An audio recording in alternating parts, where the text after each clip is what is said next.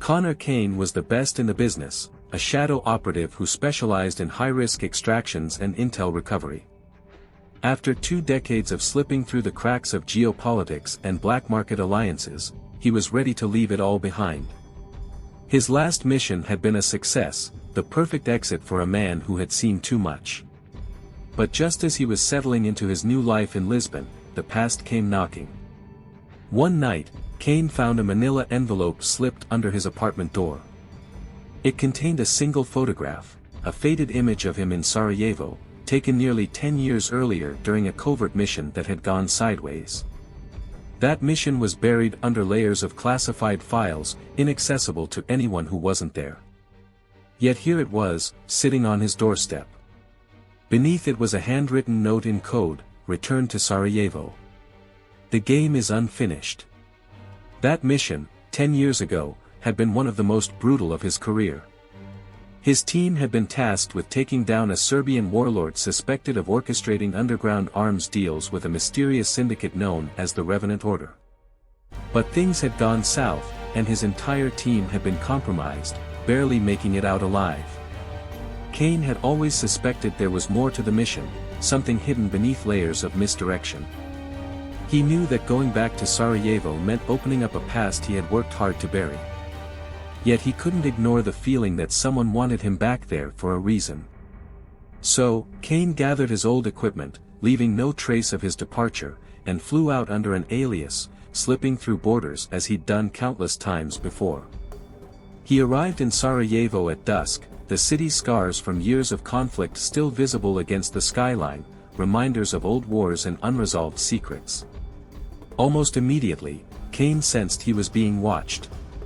Shadows lurked in alleys, eyes followed him in reflective surfaces, and small, seemingly harmless encounters felt charged with hidden meanings.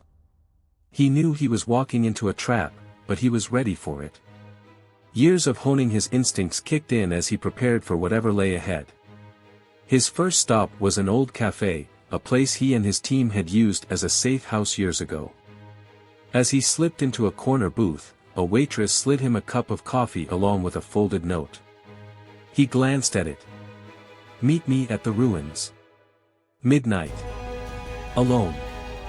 The signature was unmistakable, Sofia Markovic, his handler from that ill-fated mission.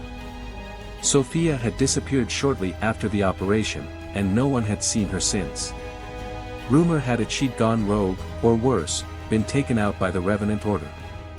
If she was alive, she was his best chance to find answers. At midnight, Kane made his way to the ruins of an old fortress on the outskirts of the city. The silence was thick, the only sound being his own footsteps echoing across the stone.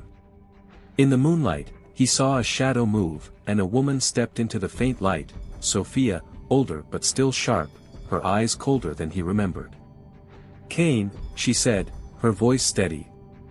"You shouldn't have come back." "You called me here, Sofia," he replied, his tone measured. "I want answers. What happened that night? Why was my team sacrificed?" Sofia looked away, her jaw tightening. "Because we were all pawns. The Revenant Order had agents everywhere. They'd infiltrated high-ranking government agencies, military, intelligence networks, all of it. That mission in Sarajevo was never about stopping the arms trade. It was about eliminating anyone who got too close to uncovering the Order's real agenda. And that was?" Kane pressed, a chill running down his spine. "They were developing a weapon, a device that could disrupt all digital and communication systems within a 100-mile radius. They called it the Eclipse. Imagine the power to shut down an entire country's infrastructure in seconds. That's what they were after." Kane's mind raced.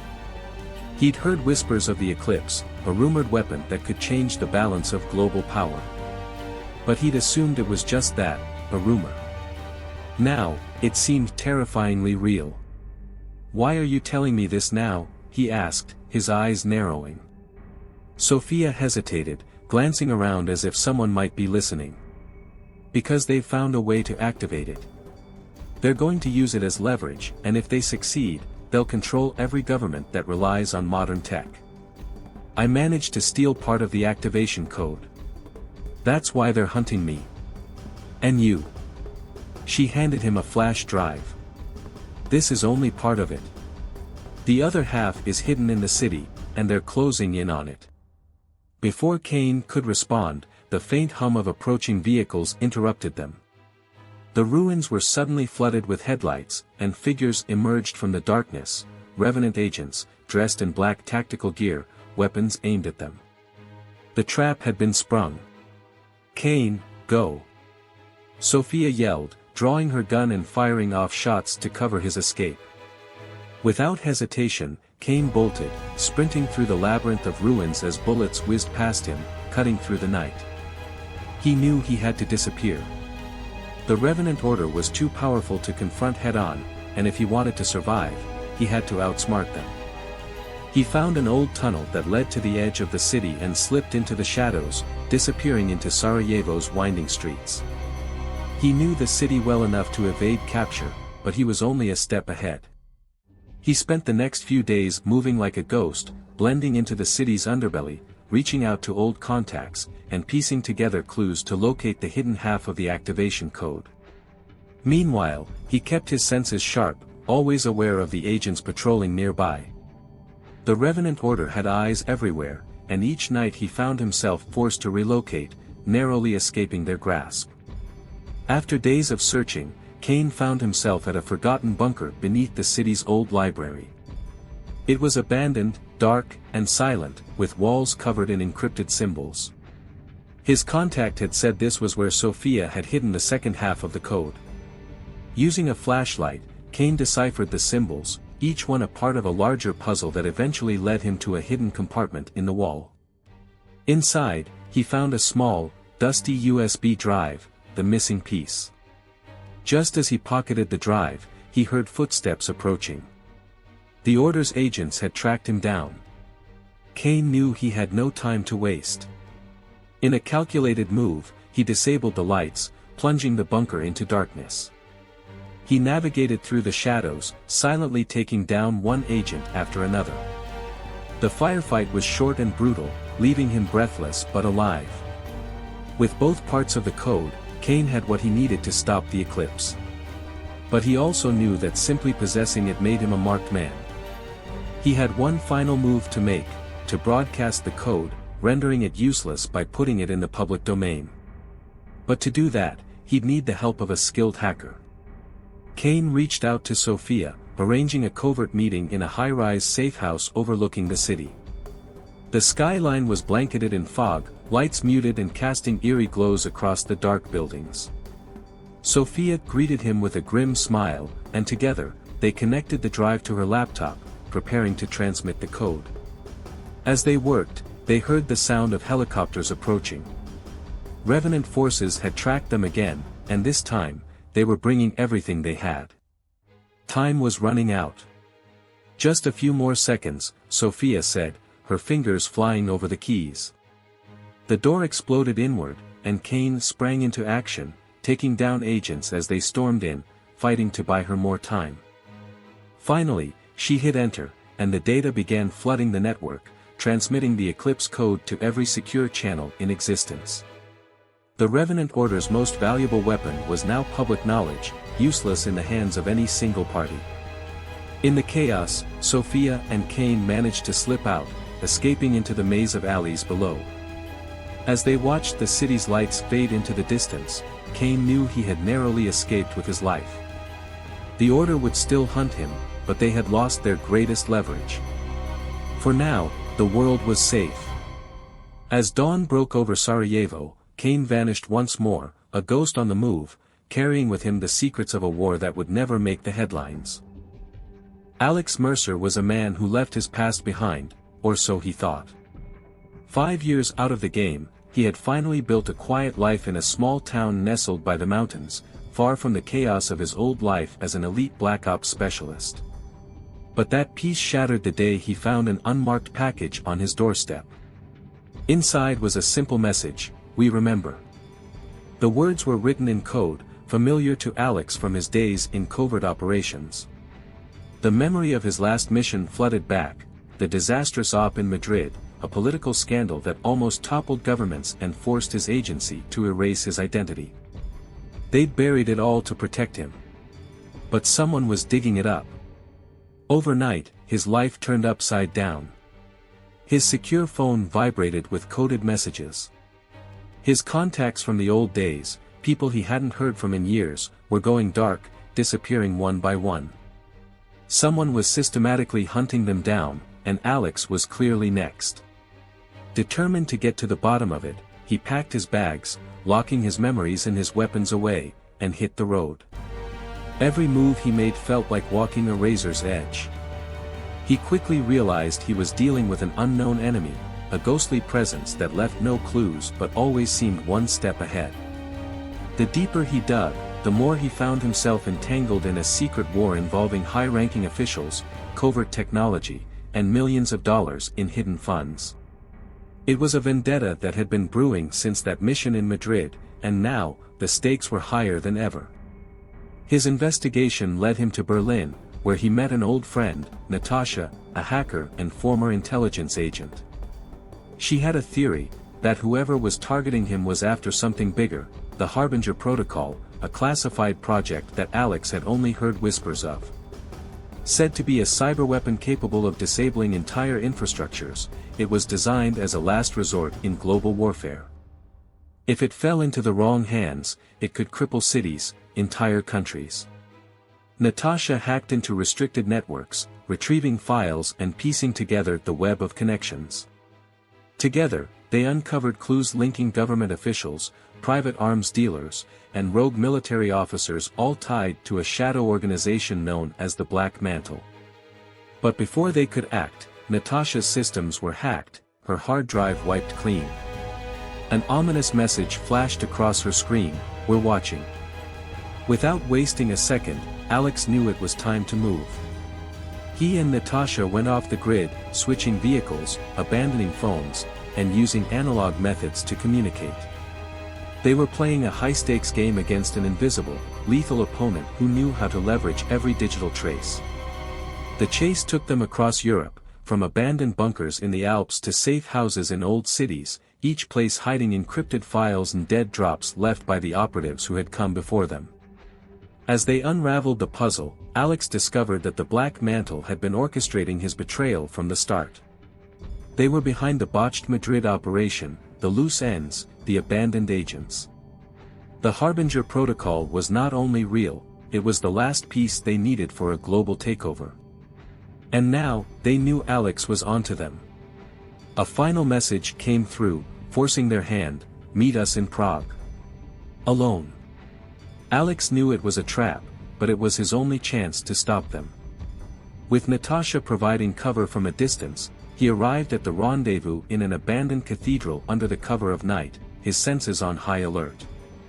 Shadows moved around him, the unmistakable sound of footsteps echoing across the cold stone floor. His old handler, a man he hadn't seen since the Madrid disaster, stepped out of the darkness. "Alex," he said with a slight smile. "I was hoping you'd show." Behind him stood a dozen operatives, each armed, each with eyes locked on him. They'd been waiting, knowing that Alex's loyalty to the truth would lead him here. "What's the protocol's endgame?" Alex demanded, his voice echoing off the stone walls. His handler's smile only widened. "Control, Alex. The kind we were always meant to have.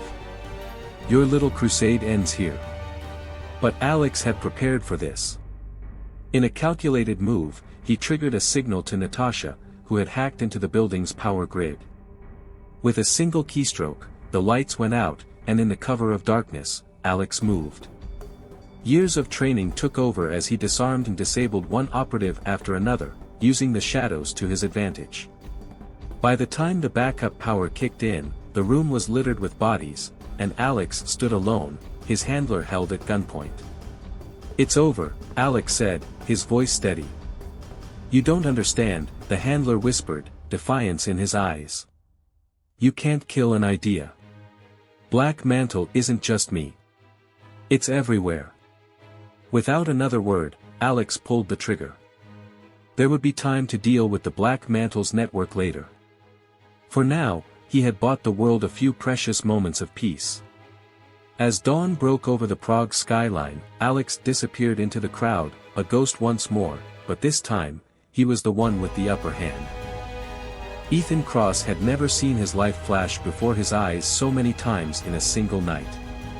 His pulse hammered as he raced down the narrow, dimly lit street in the back alleys of Belgrade, his heart thudding against his ribs. He didn't know who they were, or why they'd been following him for the past 2 days, but one thing was certain, they weren't going to stop until they had what they wanted, and from the look in their eyes, what they wanted was his head. It started as a regular intel-gathering mission. Ethan was a covert operative, highly trained and deadly, with years of experience navigating complex international operations. He'd been tasked with gathering information about an underground weapons cartel that had been moving large quantities of advanced arms technology through Eastern Europe. The briefing was standard, the target clear. But he hadn't expected a shadow operation to tail him as he moved in to meet his contact at the crumbling warehouse by the Danube. Now, all that was left was the adrenaline pounding through his veins and the fear crawling up his spine as his instincts screamed for him to run. Every corner he turned only led to more dead ends. He'd been in situations like this before, but something about tonight was different. His gut told him he was dealing with pros. These people weren't just mercenaries or hired muscle, they were trained, precise, ruthless. Ethan's footsteps echoed on the cobbled pavement as he darted past an old market, now dark and empty, its heavy iron gates rattling in the cold midnight breeze.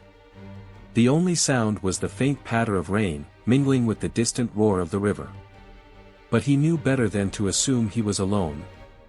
A flash of movement at the edge of his vision made him spin, just in time to dodge a silent knife swipe aimed at his throat.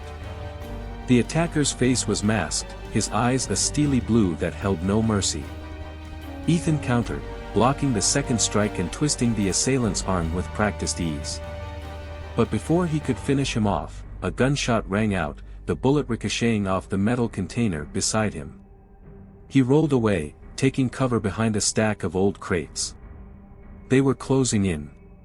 He quickly scanned the area, calculating his next move. The shadows moved with silent purpose, the trained footfalls of multiple operatives approaching from every direction. Whoever they were, they had the manpower and firepower to surround him easily. He was outgunned, outnumbered, and, judging by the subtle clicks and murmurs over their radios, up against a highly synchronized team. He had seconds to act, and the consequences of staying here too long were a bullet in the head or worse. With a flash of desperate inspiration, he grabbed a metal pipe lying nearby and hurled it across the alley, hitting a stack of crates with a loud clang. His attackers shifted their focus, moving towards the noise. It was all the distraction he needed. He sprinted towards the fence at the far end of the alley, jumped, and scrambled over the top, cutting his hands on the rusted barbed wire. The pain was sharp, grounding him, but he had no time to dwell on it. He dropped down on the other side, his feet hitting the ground just as the sound of boots grew louder behind him. Ethan didn't stop. The only chance he had now was to lose them in the winding streets and alleys of the old city. His mind raced as he calculated his next steps. He had to get to a secure line, contact his agency, and figure out who these people were. The intel he was carrying was highly sensitive, blueprints for a new biochemical weapon that a terrorist cell was attempting to develop. If it fell into the wrong hands, it could mean mass casualties across Europe. For the first time in his career, Ethan felt a shiver of fear crawl up his spine. The files he was carrying weren't just any ordinary intelligence, they were the kind that could destabilize governments, the kind that powerful figures in the shadows would kill to possess. He navigated the maze of Belgrade's old streets, taking every turn he could, hoping to lose his pursuers. But the sounds of footsteps grew closer. He ducked into an old, abandoned building, his eyes adjusting to the darkness. The air was thick with dust and decay, the faint smell of mildew clinging to the walls. He pressed himself against the wall, controlling his breathing, listening. Outside, the footsteps slowed, methodical, as if they knew he was nearby. Ethan slid his hand to his belt, where he kept his backup Glock. It wasn't much against an entire squad, but it would have to do. He raised it, ready to fire at the first sign of movement. The seconds ticked by, stretching into a tense eternity. Then he heard it, a faint scrape of a boot against concrete, just outside the doorway. He held his breath, finger on the trigger, waiting. The figure entered, gun raised, scanning the shadows. He was one of the same men who'd attacked him earlier. Ethan could see the glint of a knife strapped to his hip, the silent, lethal calm in his eyes. This wasn't an ordinary operative, he was a hunter, and Ethan was his prey. Ethan moved in a blur. He swung his elbow up, catching the man off guard, the gunshot muffled as they struggled. The attacker's reflexes were quick, but Ethan was quicker. In a flash, he had him in a chokehold, cutting off his air.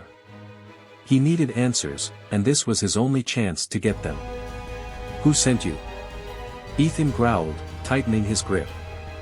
The man's expression remained stoic, his loyalty unwavering. It was clear that he'd rather die than betray his employer. But Ethan had other ways of making him talk. He twisted the man's arm at a brutal angle, eliciting a grimace of pain.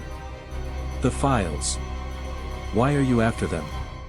The man sneered, his voice a low rasp.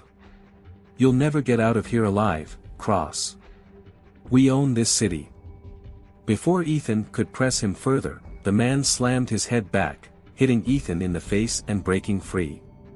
He stumbled, blood dripping from his nose, and the attacker took advantage, lunging forward with the knife.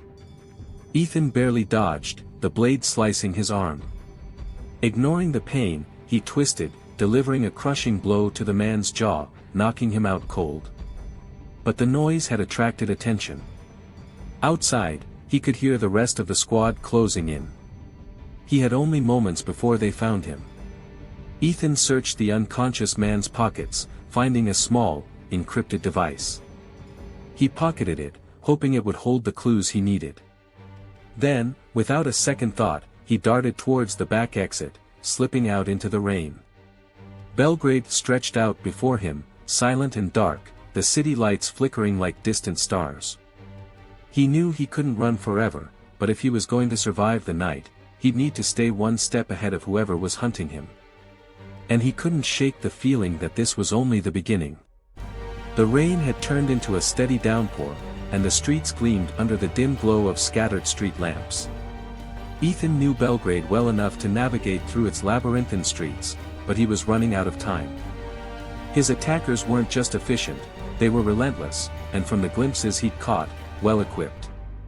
These weren't amateurs, they were a highly coordinated tactical team, trained to execute quickly, quietly, and with deadly precision. As Ethan continued down the narrow alleyways, he fought to suppress the growing urgency pressing against his chest. He was used to high-stakes operations, but this mission was different. He hadn't expected to be ambushed, and definitely not by a private team with such sophisticated weaponry. Whoever had hired them had deep pockets and even deeper connections.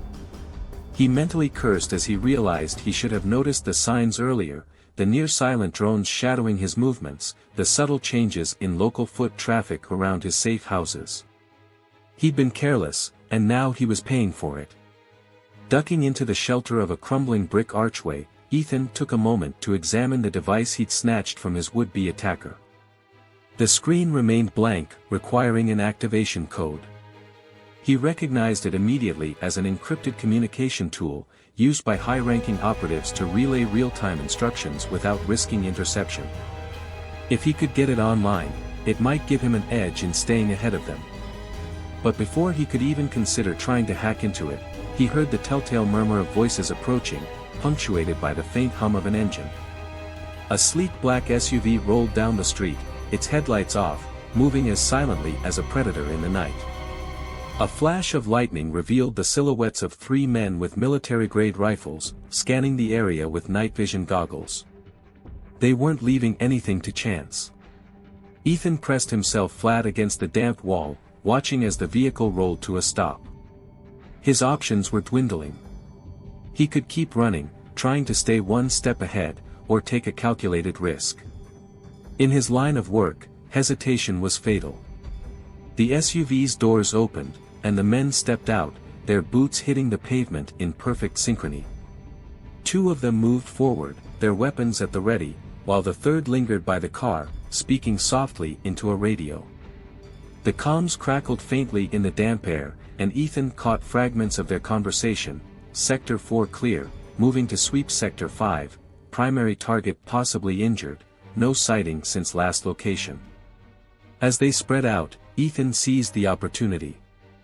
He moved with lethal efficiency, coming up behind the man by the car and pressing a knife to his throat, covering his mouth before he could utter a sound. The man tensed, his hands dropping the radio, but Ethan's grip was unyielding. In seconds, he lowered the man's unconscious body to the ground, dragging him out of sight behind the SUV. One down, but two others remained. Ethan scoured the man's belt and pocketed an additional clip for his Glock. He then retrieved the man's earpiece, carefully fitting it into his own ear. Immediately, the low hum of communication flowed into his ear, punctuated by orders from someone on the other end. Sector 5, maintain visuals. We need confirmation on Cross's location. His suspicions were confirmed, they knew exactly who he was. And if they were tracking his location, it wouldn't be long before they brought in backup. Ethan edged closer to the two remaining operatives, moving from shadow to shadow, his footsteps silent against the wet cobblestone. These men were armed and alert, but they lacked the instincts that only years in the field could hone. He waited until one of them turned, scanning an alleyway, then took his shot. The silenced gunfire barely registered as he dropped the first man. Before the second one could react, Ethan had him on the ground, delivering a quick, decisive blow to the back of his neck. He allowed himself a brief moment to catch his breath, wiping the rain from his eyes. But he knew better than to stay too long. Every passing minute brought him closer to being cornered. As he slipped down another alley, his mind raced back to his briefing 2 days earlier. His mission had been clear: extract intelligence on Dragan Vukovic, an arms dealer with ties to a shadowy syndicate known only as Cryos. Cryos was infamous for its influence, operating in the gray areas of geopolitics, supplying arms and intelligence to the highest bidders without regard for ethics or loyalty. But lately, Cryos had shown interest in biological weaponry, a game-changer in the world of covert warfare. Ethan hadn't anticipated that Cryos would catch on to his investigation so quickly. From what his agency knew, Vukovic was involved in trafficking a new kind of neurotoxin, a chemical agent deadly enough to destabilize an entire city within hours. The thought of that weapon falling into the wrong hands was enough to keep him moving, no matter how bleak his chances appeared. Emerging onto a broader street, Ethan kept his gaze low, blending in with the sparse, late-night crowd that wandered the city. He scanned the area for potential hideouts. A flickering neon sign for a dingy nightclub caught his eye. It would be crowded, loud, and chaotic, exactly the sort of place he could lose himself, if only briefly. He slipped inside, the thump of bass and the chaotic swirl of lights engulfing him. The strobe lights and flashing reds cast shadows across the dimly lit bar and crowded dance floor. The mix of drunken tourists and locals gave him enough cover as he weaved his way to the far side of the club, finding an exit near the bathrooms. In a small, dim hallway by the back door, Ethan found a quiet corner and tried to catch his breath, listening to the muffled beats of the music. He pulled out the encrypted device he'd stolen and inspected it closely. It was a custom model, made by a manufacturer known for creating secure devices for government agencies. If he could find a way to hack into it, he might be able to intercept the orders coming down to the operatives chasing him. He activated a secure link through his smartwatch, attempting a bypass code sequence. The device blinked red, denying access, but he persisted.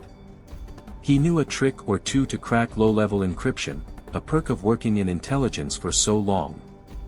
After a few tries, the screen finally flickered to life, and text scrolled across it. Primary target, Cross. Objective, retrieval of intelligence and elimination if necessary. Full discretion advised. Reinforcements en route. Reinforcements. He clenched his jaw, feeling the tension tightening like a vice. There would be no way out if they managed to surround him completely. As he continued scrolling, he noticed the signature at the bottom of the order, Cryo's command, Operative Level 9 authorization. The hairs on the back of his neck stood up. This wasn't just any team after him, it was Cryos' elite. Level 9 authorization was rarely granted, reserved only for the highest priority missions, those that couldn't fail. Whoever had issued this order was sending a message loud and clear. Ethan Cross was considered a top-tier threat, and they would stop at nothing to neutralize him. A door swung open, and he tensed, shoving the device back into his pocket as a figure appeared, silhouetted by the hallway's faint light. He recognized her immediately, the woman from the briefing. Her name was Zara Talik, a field operative rumored to be one of the deadliest agents in the region. They'd crossed paths once before in Istanbul, but she'd been on his side then. The look in her eyes told him that wasn't the case tonight. "Ethan," she said, her voice low and unreadable. She tilted her head slightly, observing him with a mixture of pity and regret. "You should have stayed out of this." "You don't know what they're planning," he replied, careful to keep his hands visible and his voice calm. "If they get their hands on that neurotoxin, thousands could die. This isn't just another deal gone wrong, Zara." She regarded him in silence, her expression flickering briefly with something he couldn't read. For a moment, he thought he saw doubt, maybe even sympathy. But she shook her head, her eyes hardening. "It's bigger than both of us, Ethan.